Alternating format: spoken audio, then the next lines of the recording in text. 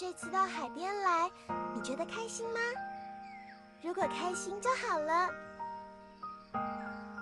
只是我一个人来海边的话，肯定不会遇到这么多好玩的事，也不会完成那些挑战。因为陪伴，我们才会变得更勇敢吧。那些奇思异想，也都会有实现的时候。